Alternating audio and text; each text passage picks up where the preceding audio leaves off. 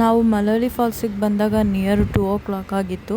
Malavalli ಫಾಲ್ಸ್ಗೆ enter ಕೊಟ್ಟಾಗಲೇ ಇವತ್ತು photoshoot videos ಏನೂ ಮಾಡೋಕ್ಕಾಗೋದಿಲ್ಲ ಅಂತ ಅಂದ್ಕೊಂಡ್ವಿ.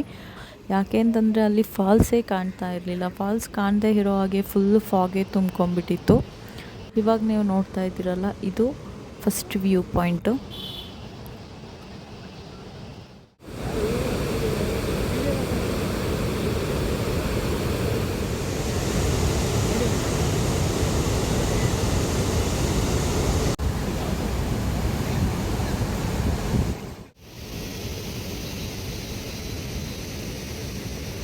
ಕೊಡಗಿನ ಪುಷ್ಪಗಿರಿಯ ಕುಮಾರ ಪರ್ವತದ ನಡುವೆ ಕುಮಾರಧಾರ ಎಂಬ ನದಿಯು ಹರಿಯುತ್ತದೆ.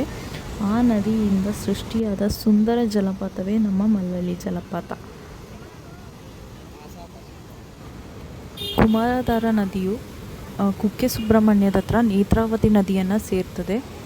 ಈ ಮಳವಳ್ಳಿ ಫಾಲ್ಸ್ಗೆ ಯಾವುದೇ ಥರದ ಎಂಟ್ರಿ ಫೀಸ್ ಇರೋದಿಲ್ಲ, ಪಾರ್ಕಿಂಗ್ ಚಾರ್ಜಸ್ ಇರುತ್ತೆ. ಮಳವಳ್ಳಿ ಫಾಲ್ಸ್ನ ಓಪನಿಂಗ್ ಟೈಮಿಂಗ್ಸ್ 9 o'clock ಇಂದ 5 o'clock ವರೆಗೆ ಓಪನ್ ಇರುತ್ತೆ.